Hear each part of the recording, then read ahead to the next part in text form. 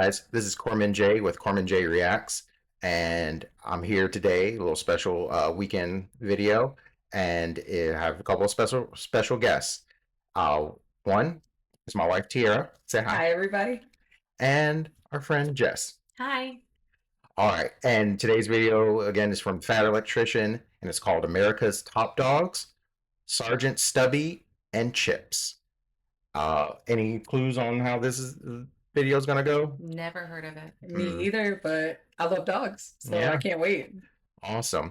With that said, let's get into it. We have not done an animal video in a while. Today we're talking about America's top dogs, probably the most famous American war dog of all time, Sergeant Stubby from World War I, and America's most decorated war dog of all time, Chips from World War II. Now, this is normally the part of the video where I have like some hook to draw you into the story so you want to stay and watch the entire thing, but I'm not going to do that because let's face facts, I'm talking about adorable guided missiles with teeth, and I know you're going to stay anyway, so let's just get the ad out of the way. I like that. I absolutely love it. Adorable guided missiles with teeth. Awesome. As if my face didn't say. Wow. I absolutely love. They were so cute. Yeah. I can't wait to see what they actually contributed. All right. Other than their adorability. I'm talking about adorable guided missiles with teeth, and I know you're going to stay anyway, so let's just get the ad out of the way and move on. This video is brought to you by Supremacy World War III, okay? We've covered this on the channel before, okay? We all know it's a free online PvP military-based strategy game where you can play with up to 99 other people for free on PC and mobile. Basically, it's a giant World War III type scenario where you pick your country and try to conquer the world, and you have to battle over resources. But now they've made it even more realistic because in Season 20, they've added the Underworld Protocol, which is just a fancy word for saying they've added the black market. Yes, now you can do shady underground deals that are illegal or against the Geneva Convention to give you an advantage in the game, and then if you get caught, you end up having a PR nightmare and all the people in your country get pissed off at you. This can lead to civil unrest, insurgencies, or a drop in your morale. The only thing that can make this more realistic is if they add a government PSYOP option where you can offer a government contract to Taylor Swift or Kim Kardashian to come up with a new scandal to distract everybody so nobody actually cares. So yeah, go check out Supremacy World War III. You can use the QR code on the screen or you can check out the link in the description below. Let's get back to the video. So, if you didn't notice, his shirt and hat say it's never a war crime the first time. So that's a big thing. I remember Canada did a lot of stuff in World War II that they had to put in the Geneva Convention. So yeah, don't mess with Canada. There's not an exception until somebody does something wrong. Like that's how rules get made. Never a war crime the first time.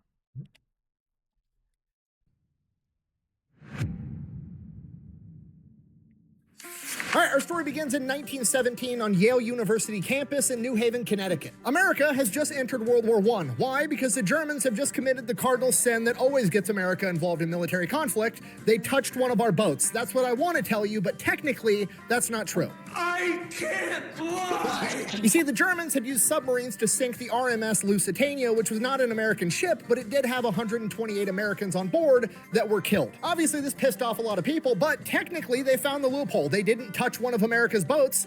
We can't go to war. Them's the rules, apparently. So Woodrow Wilson just like gives them a stern talking to and is like, hey, don't do that anymore. And then nothing happens. Okay, that was in 1915. Okay, fast forward 2 years later, 1917, World War I has been raging on for almost 3 years at this point, and America still has yet to be involved. Great Britain comes to the American government, and they're like, hey, we intercepted this telegram between Arthur Zimmerman, who's representing Germany, and the Mexican government, and this telegram basically says, hey, Germany's gonna start blowing up American ships again, which means America's probably gonna join World War I. When that happens, do you wanna go ahead and go to war with America also? Then you could retake Texas, Arizona, and New Mexico, and it would take some pressure off of us. And the American government's looking at Great Britain like, really? Did Germany really say this, or is this a British trick to try to draw me into your European conflict over here? I'm not sure I buy it. And then Arthur Zimmerman comes out of left field and tells an American reporter, basically, no, I said it and I meant it. And America can only have one response to that. Huh? So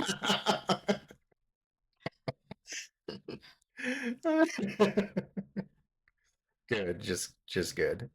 That's all we needed. Just one little excuse. Yeah. One little reason. I mean, he looks like the evil. Yeah, like oh yes, mustache. the mustache. that was early 20th century mustaches for you. Yeah. America joins World War I, but the problem is America doesn't really have a military right now. I mean, they have a military, but it's small, it's tiny. It's not some big force that they're going to send over into World War I and have a meaningful impact. So they have to raise and build a massive army. To do this, they start training people to join the army wherever they can, including college athletic fields like at Yale University, where they're training the 26th Infantry Division, aka the Yankees. It's basically basic training. They're going to teach how to march, they're going to teach a rank structure, how to salute, all that stuff, and then when they do actually get to the part of, here's a rifle, here's how to use it, they don't even have enough rifles for everybody. So most of these guys are training in firearms while holding like broom handles and sticks, imagining that it's a gun for training. Yeah. Yeah. That's 100% true. How effective can that be if you can't actually get the weight of it or pretend fire it? You could use like heavier, besides broomsticks, like heavier wood weapons. But yeah, I don't know. He's shown it on other videos where they would literally be training and have a makeshift machine gun of wood, and then the truck drives by and they're like, bang, bang, bang, bang, bang. Anything can be a weapon. Yeah, you could hurl it at them. But in a while, I don't think I want a broomstick. It's a wooden gun. And one day, while they're doing this, a stray dog shows up. He looks like, some type of dog, looks like a bull terrier. He's got the cut tail, so obviously he has some kind of owner somewhere, but, it's a dog. They're petting the dog. They're hanging out with the dog. They don't really chain him up or put him on a leash or try to keep him because he's missing his tail, which implies that he has an owner or somebody that cares about him, but the dog just kind of never left. He just kept hanging out with the guys of the 26th Infantry Division. And then eventually, Corporal James Conroy becomes the dog's caretaker, names him Stubby, and he becomes the unofficial mascot of the 26th Infantry Division. So now Stubby's just hanging out with the boys while they're training all day on Yale University campus, and eventually, he starts trying to do what all the other guys are doing, right? He's one of the boys, he's one of the homies, so he starts marching in formation with these guys, and eventually he figures out how to salute, and not just like on command like it's a trick for a dog. Stubby can salute on command, but he can also figure out like, if an officer walks in the room and everybody else stands up to salute, Stubby sits down on his butt and then raises his hand to salute also, and he salutes any.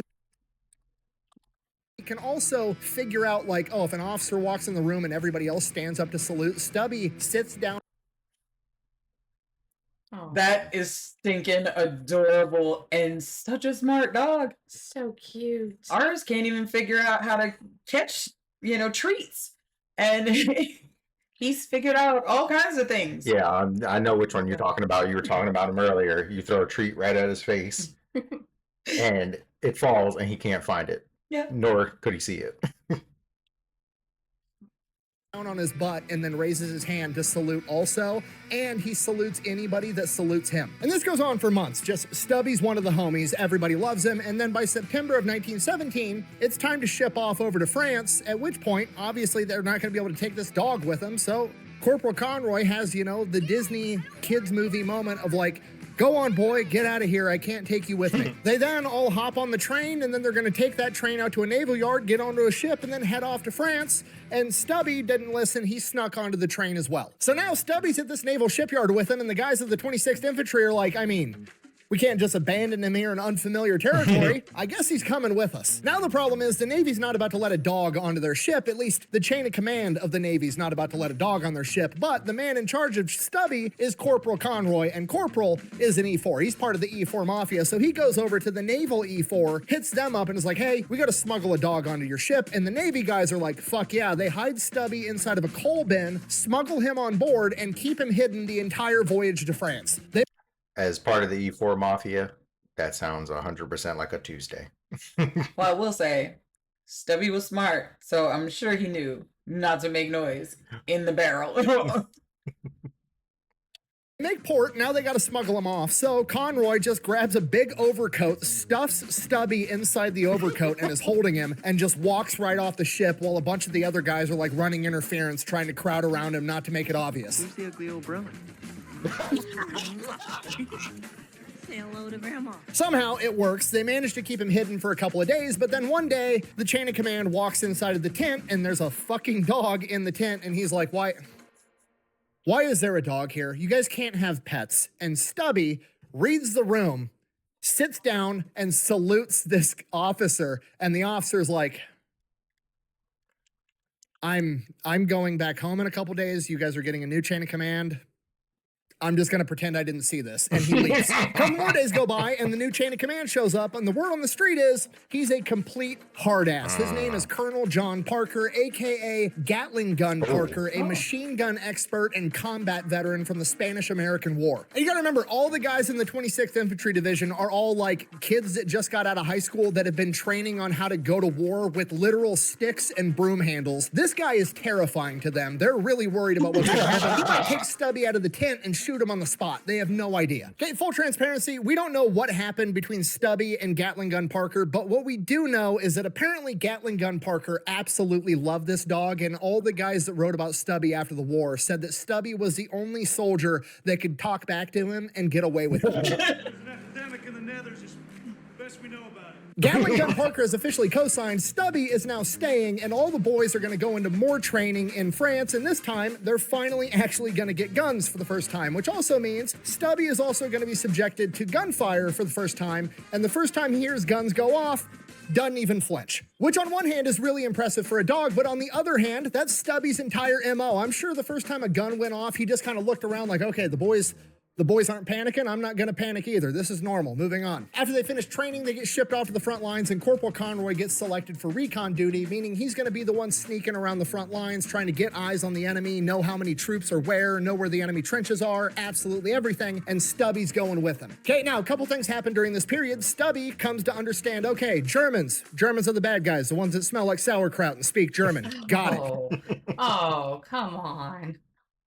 Not the sauerkraut. Man, this dog is amazingly smart. Like, I'm loving this. He knows they're the bad guys, but because he's on recon duty with Conroy, he also goes all over the place. He's not just standing in one trench around the same 5 guys all the time. He's getting shown off to all of the Allied forces. So now pretty much everybody knows about Stubby. They know who he is. Everybody loves him, but he also gets exposed to French and British people, and Stubby fully understands who's French, who's British, who's American, who's German, and he knows that the Germans, as far as he's concerned, are the bad guys. This goes on for a little while, and then on March 17th, 1918, Stubby has his first run-in with mustard gas. Now, according to the popular story that you see reiterated on like Wikipedia and a bunch of articles, allegedly Stubby was wounded by mustard gas and ended up in the hospital. As far as I could tell, that's not actually true, and it's not true because prior to this, Corporal Conroy and They made him a mess. That's so sweet. They were worried about him. They wanted to make sure. Well, he was one of them. Yeah. You they got to protected protect your him. soldiers. French lieutenant had a custom gas mask made for Stubby, so while he was exposed to mustard gas, he had a gas mask, and as far as I could tell, he was never actually injured by it. So that's good, and even better than that, Stubby is a really smart dog that recognizes patterns and acts accordingly. So after being exposed to mustard gas for the first time, presumably from his perspective, there's a really high-pitched whistle from the artillery coming in, and then they land, and everybody freaks out and puts these masks on. Well, not all the humans can hear this high-pitched whistle as soon as a dog can, but Stubby can. So from I knew that's where he was going to Alert. that. Red alert. Red alert. Reminds me of Folks, let's go. it reminds me of the dogs and other animals that people have for like detecting seizures. Mhm. So good. Yeah. See, that I wish I had an alarm like that. Like, oh, the enemy's over there. Okay. From that point on, every time he hears the high-pitched whistle of incoming artillery, he starts barking like, what the fuck are you guys doing? We're supposed to be putting our masks on right now. And he ends up being the early warning figure out what system cartoon for his that is. entire section of trench, so gonna watch everybody knows to put their gas masks on, which I cannot stress to you enough is a humongous deal, because when you're dealing with toxic gas, breathing in one breath is... you're done. Seconds actually matter. So even Stubby giving them a couple second lead time to be able to pull their mask out and get it on their face is huge and probably saved a ton of lives. But Stubby takes it a step further, right? You have all the dudes on the line up in the trench manning their positions. They all hear the alarm go off. They don their gas masks. But a lot of guys are still back in these underground bunkers where they're sleeping or eating or doing whatever when it's not their turn to man the trench. And because the poisonous gas is heavier than air, the gas can settle down into these bunkers. And if if you're sleeping down there and you don't hear the alarm go off, you're probably gonna wake up dead. So every time there was a German gas attack, Stubby would bark, they would set off the alarm, everybody would don gas masks, and then once that was happening, Stubby would go and run into all the bunkers and make sure that all the soldiers inside the bunkers were also awake so they could don their gas masks. And there was multiple accounts of soldiers that had been woken up and saved by Stubby. Because of this, Stubby was never tied up or put on a leash or tried to be restricted in his movements. He was pretty much allowed to roam around the front lines and do whatever he wanted whenever he wasn't with Conroy. He was hanging out with random soldiers, he was keeping people company, maybe he was saving lives, but he just kind of got to come and go as he pleased, and at some point or another, he got a habit of going AWOL. Stubby would just kind of up and disappear and nobody knew where he was. He was absent without leave. He was off doing his own thing on his own little personal side quest. But nobody really cared because he always came back, and as Conroy later put it, he always showed back up clean and sober, so whatever. But then one day, Stubby didn't come back, and it was way longer than he'd ever been AWOL before, and eventually, after days, everybody just kind of presumed that Stubby'd been killed. And a few more days go by, and still no Stubby, and the entire regiment in that section of the trench is just, Stubby was everybody's dog, and everybody's acting like their dog died.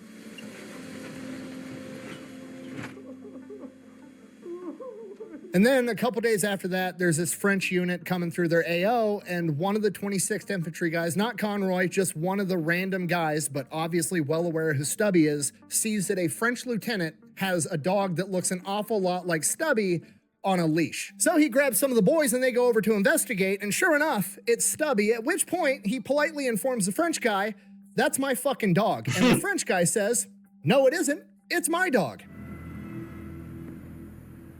Oh. I feel like this is not going to be a good situation. Yeah. I mean, you don't put my dog on a leash and claim it to be yours. Yep. Conroy is John Wick in this movie. I will say I was really sad when I thought he died. Now, to be completely transparent, I've got a pretty good idea what happens next, but I can't state it as a fact. But according to the historical record, the French were then threatened with disciplinary actions if they didn't turn over the dog. You're gonna have to call the fucking United Nations to get a fucking binding resolution to keep me from fucking destroying you. I will fuck you up! So yeah, the French went ahead and surrendered Stubby over to the 26th Infantry Division, which is just, you know, foreshadowing for the next World War. So Stubby's back, he's going on recon missions with Conroy, he's hanging out with the boys on the front line, he's being the early warning system, and then they teach him how to kill rats. Again, seems like something minor, but it's actually a huge boost to morale because the rats were just making everything absolutely miserable living inside of these trenches. You're in close quarters with all the guys, everybody's getting sick, everybody's cold, everybody's hungry, and then you've got these big-ass rats that are the size of house cats running around, and these rats are carrying lice and fleas, and the lice and fleas are just making everything about life miserable. Here comes Stubby to kill all.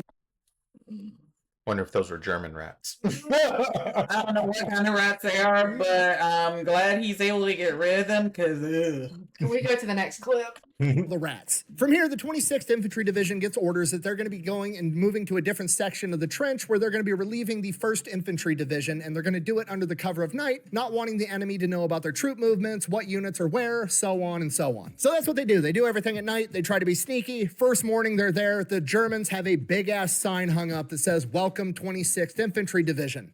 Obviously, the Germans know that they're there. Probably not a good thing, because the Germans probably assume that that means that these are fresh new recruits that haven't seen combat and aren't trained, and it's going to be an easy fight, so they're going to launch a massive offensive, which is exactly what they do, and it becomes to be known as the Battle of Sedge-Prey. During this battle, Stubby is doing exactly what Stubby does. He's alerting for incoming artillery. If he's not doing that, he's hanging out with wounded men, trying to improve morale. The accounts vary, but at some point during this battle, Stubby takes shrapnel in his chest and his leg, either from a German grenade or from artillery. He is then rushed to the rear to the aid station by his guys, and they try to give him to the doctor, and presumably the doctor's like, major battle going on, kind of busy, don't have time to deal with a fucking dog right now. Not realizing that, yeah, he sees a dog, but these guys don't see a dog, they see one of them. An altercation ensues, and ultimately, the doctor winds up taking care of the dog. Stubby winds up getting the shrapnel removed, his wounds cleaned, and spends a month recuperating, and then returns back to the front lines with his men. By July 18th, the Allied forces go on the offensive. It is no longer stand in the trench, wait for the enemy to bum rush you, and shoot him down with a machine gun. It is now, we're getting out of the trench trench and we're advancing towards the enemy. The Germans are retreating, so they're trying to get back there, cut them off, capture as many Germans as possible, and the fighting is no longer in trenches. A lot of it's out in the open. And while the 26th Infantry guys are doing that, Stubby is right there by him, and he figures out a new way that he can contribute. With the battle now out in the open, it's way more chaotic. If somebody gets wounded out on the battlefield and can't move, it's hard to get them a medic, to get them off the battlefield to get medical care. So Stubby goes out and he finds wounded soldiers, knows where they are, and then takes off running, grabs the medics, and guides the medics back to wounded soldiers to get these guys off the battlefield. Seeing and presumably understanding that the Germans were hurting all of his homies, Sergeant Stubby grew to really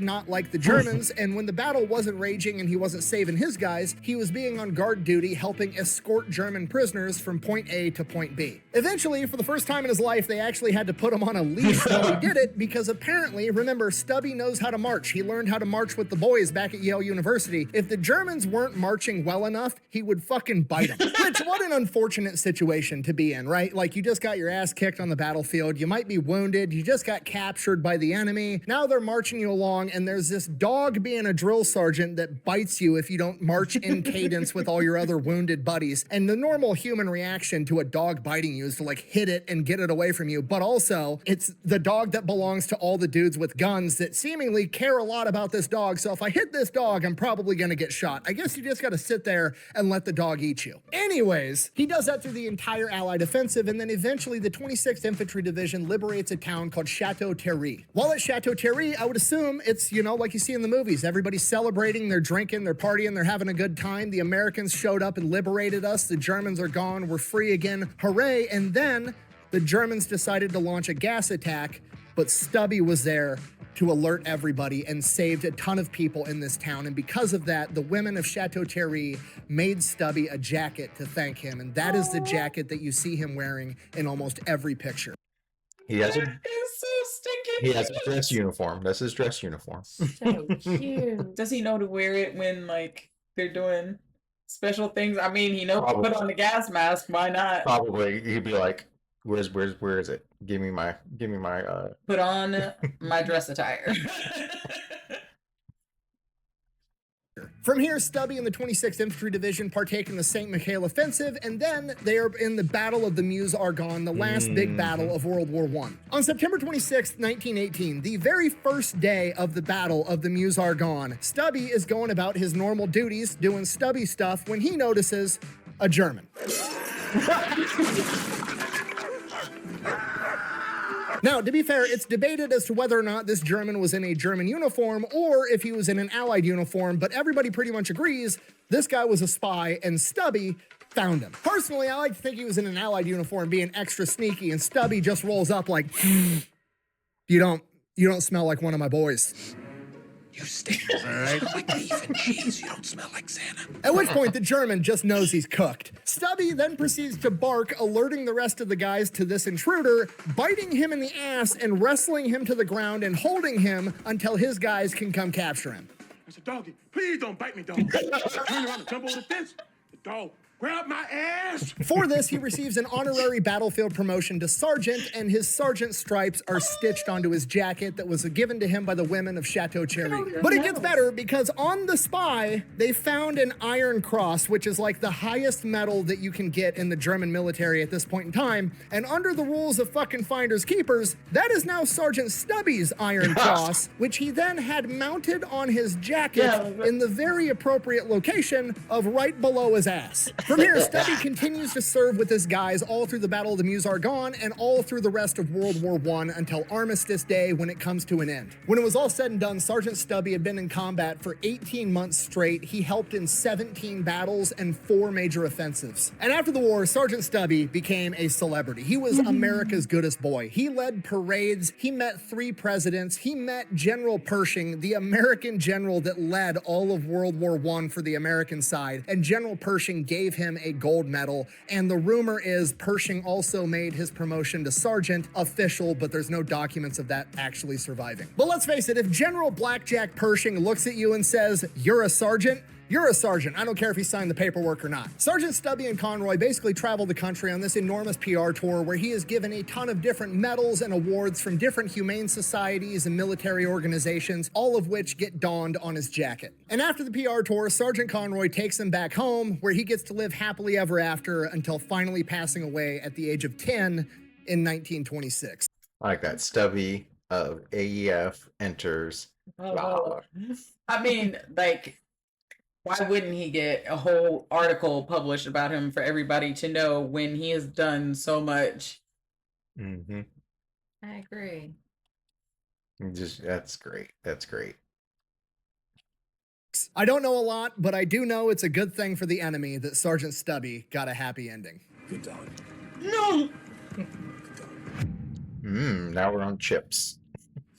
And now for my personal favorite, Chips. So by World War II, as far as dogs goes, the American government had learned its lesson. Dogs are pretty fucking handy to have around and to give to the grunts, and they can do all kinds of stuff. So in World War II, they had a war dog program. Basically, the American government came out and just asked the civilian population for help. They're like, hey, we need dogs to go to war with. If you've got a good working dog that's like 1 or 2 years old, bring him in, get him checked out, and if he qualifies, you can donate him to the war effort. And one of the dogs that was volunteered for service was Chips, a collie husky German shepherd mix. And he came from Pleasantville, New York, from the Wren family. The Wren family had 2 young daughters and a brand new baby boy, John, and the 2-year-old Chips. And Chips was super protective of the kids. He was a great dog. He would also chase off the mailman every time he tried to deliver the mail. He was wound a little bit tight, but he was a puppy. He was everything the United States military was looking for, so the Wren family reluctantly offered him up for service. So in 1942, Chips gets sent off to Virginia to go through century dog training. Basically, he's going to be a guard dog for military bases overseas. He graduates from training,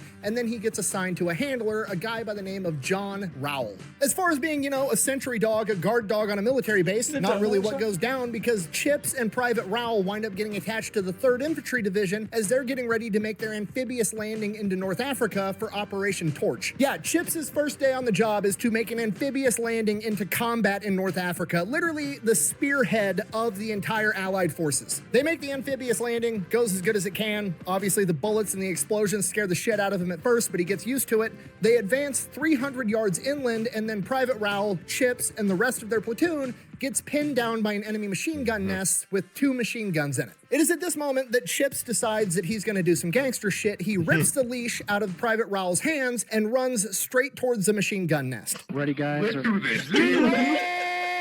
Dragons! Oh my god, he just ran in. Somehow he managed. Exactly. He's like, He Leroy oh my Jenkins. gosh, I got this. I got this. Give me a moment. Leroy Jenkins it. Yep. Manages to not get shot, jumps into the enemy machine gun nest, and then within a couple of seconds, all of the machine gunning towards the men stops. So the men start advancing, and as they're advancing, they hear gunshots and screaming going off inside the machine gun nest, and then everything gets quiet, and everybody's like, shit, Chips just got killed. Call an ambulance! Call an ambulance! But not for me. A couple seconds after that, the screaming resumes as they see Chips dragging an Italian machine gunner out by his neck. Private Rowell calls Chips off before he kills this guy, and then 3 more soldiers walk out with their hands up and surrender. From here, they take the enemy soldiers prisoner, then they go inside the machine gun nest to see what went down, and both machine guns are ripped off of their mounts. And Chips has burns on his face and mouth. Chips had went in there, fought 4 grown men, and ripped both the machine guns off their mounts so that the men could advance and get him. Despite being wounded, he stays in the fight all day long, and later that evening on the very same day, 10 Italian soldiers are planning on launching an ambush on his platoon, but Chips manages to spot him, alert his men, and they get captured and taken as prisoners as well. And that's just the first day. Chips and the rest of the 3rd Infantry Division fight all the way through Morocco and Algeria, and once they capture those 2 countries, there's a little bit of a lull in the battle, at which point the platoon leader for Chips's platoon nominates him for the Distinguished Service Cross, the 2nd highest medal in the United States military, second only to the Medal of Honor. This gets kicked up the chain of command to Major General Leon Truscott, and he's like, all right, I don't know if I can give a dog the Distinguished Service Cross. We're going to give him a Silver Star, and he approves it, and Chips is awarded a Silver Star. Not an honorary Silver Star, not a special award for dogs. Chips the dog is given a legitimate Silver Star. At which point, apparently General Eisenhower, like the Allied Supreme Commander, the most important general general future for president. the Americans in World War II wants to meet the only dog in American history that has a silver star, so he goes to meet Chips. And apparently nobody told Eisenhower that you're not supposed to try to pet sentry dogs because they're instructed to bite anybody that isn't their handler that tries to touch them. He nips Eisenhower on the hand. Luckily, Eisenhower's cool about it, and actually to this day at the Eisenhower Presidential Library, you can go there and schedule a time for your kids to take a 50-minute class on military working dogs that highlights Chips, and there's even a coloring page and a section in the course that highlights that time that he bit the future president on the hand. What are you drawing? It's just a goodbye card, that's all. It's sweet. After that, Well, I mean, that's like, service animals. You're not, don't go touching animals. You gotta ask first. True. That goes for a future president and commander of the entire military.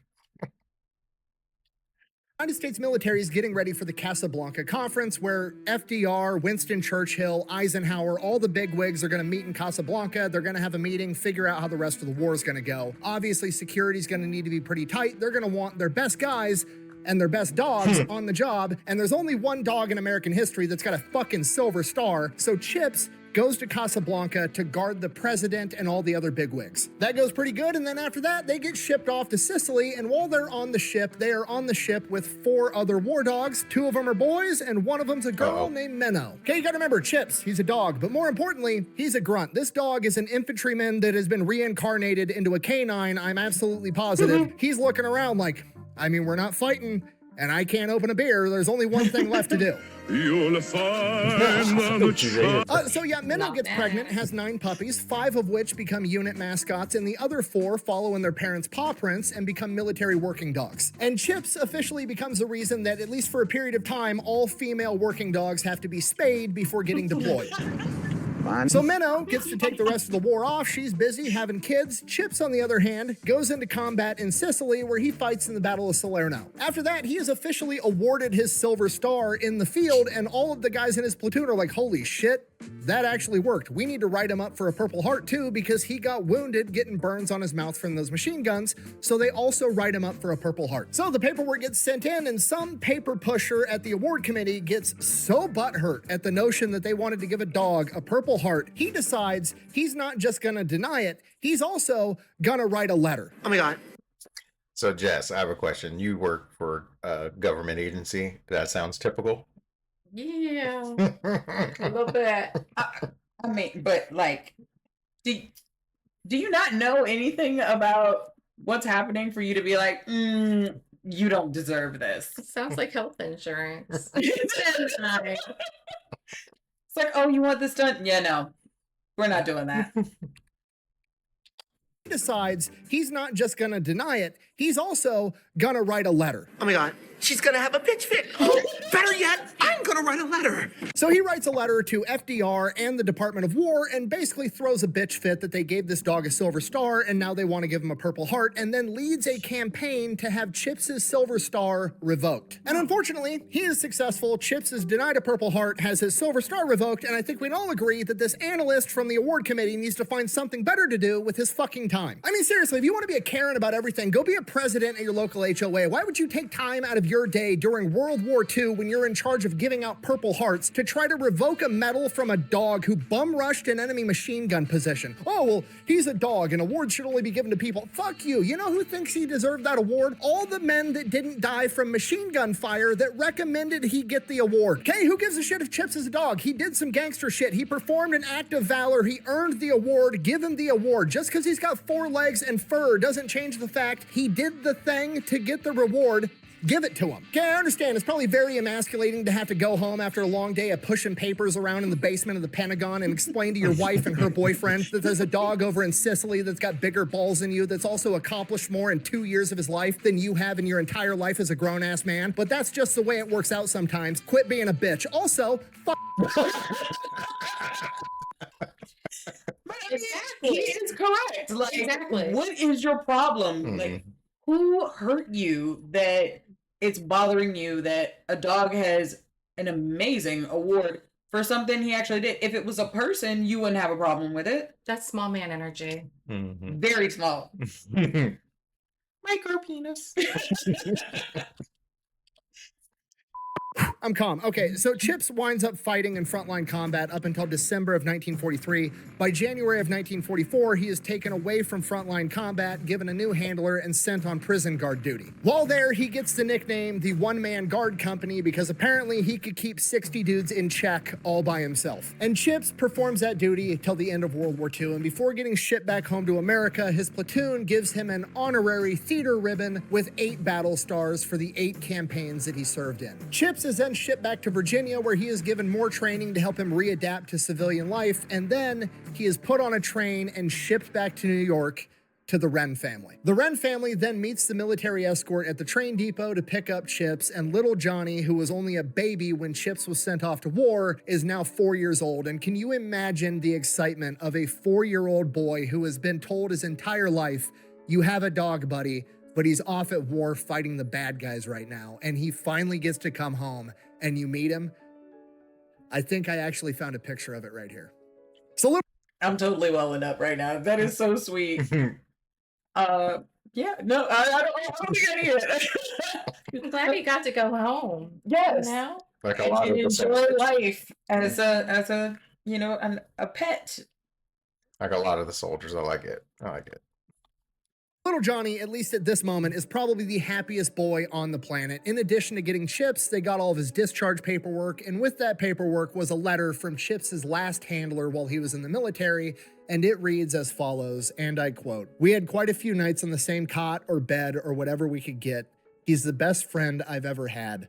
No one in the world has a better dog than you." Also worth noting, his discharge paperwork, like his official discharge paperwork, refers to him as Mr. Chips, which I think is hilarious. The clerk at the Pentagon took one look at this dog's service record and put some respect on his name, and I appreciate it. Also, I know it's probably not true, but I like to think they gave him a full rundown of everything Chips did while he was in the military. Mr. Wren's sitting there like, okay, buddy, let's see what you've been up to. Okay, day one, dragged a grown man out of a machine gun position by his neck, forcing him to surrender. Oh, okay, forced 3 more guys to surrender, suffered burns to his mouth after dismounting a machine gun by himself.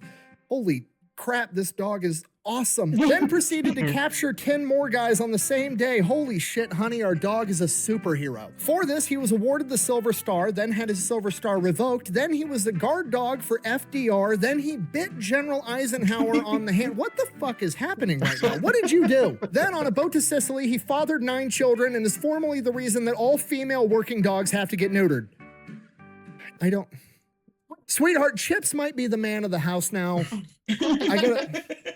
I'm gonna go mow the lawn. Wren family goes back home. Chips is home now. The family's reunited, and Chips is the best dog ever. And then one day, little Johnny, wanting to show off his war hero dog, decides to dress up in a little army uniform with a little belt and a little toy revolver and a hat, and he's strutting around town, and one of the neighbor kids comes running out of his house with a cap gun, pointing it at little Johnny right in front of Chips, pulling the trigger, and Chips sprints at this kid and rips the gun out of his hand, doesn't hurt the kid at all, just takes the gun away, scares the living shit out of this kid. He takes off crying, runs home to mom. The mom gets all pissed off, saying that Chips is a dangerous animal, but there was never any other sign of aggression that Chips showed towards anybody, and all he did was take the gun away. The kid wasn't hurt. On another occasion, later that summer, the family goes out to the beach. Obviously, they're bringing Chips with. He's part of the family, and little Johnny gets swept up in the current and pulled out farther than he's comfortable. Nobody noticed except for Chips, and Chips went out there, dragged him back onto the beach by his swim trunks, saving Johnny. And Chips and the Wren family got to live happily ever after. Unfortunately, ever after didn't last long enough. 7 months after being reunited with the Wren family, Chips would pass away from kidney failure and be privately buried by the family. And that is the story of America's top dogs. Chips, the most decorated war dog in American history, and Sergeant Stubby, probably the most famous war dog in American history. Thank you for watching. Best way to support the channel is go buy some merch, maybe drink some Echelon, check out echelon.tv. Links for all that over at thefatelectrician.com. That's his fancy Quack shirt. bang, out. If you want to read more about some animal war heroes from World War II, Robin Hutton has this book called War Animals, The Unsung Heroes of World War II. It's really good, just features a ton of different war animals in World War II. She also wrote an amazing book on Sergeant Reckless that I've already done a video on. And then Ann Bossum actually wrote a book on Sergeant Stubby. And if you have kids, there's an animated Sergeant Stubby movie that came out in 2018 that I watched with my boys a couple of nights ago. They really enjoyed it, and the movie is actually really good, so go check it out. So I'm upset that he passed away so soon because I was like, they have the best guard dog ever. And then he's like, 7 months later, he passed away. I was like, oh, that's horrible. Okay, Did so they find Mr. one of his Chips, puppies? Mr. Chips had a family funeral, but what about Sergeant Stubby? Did he get a military funeral?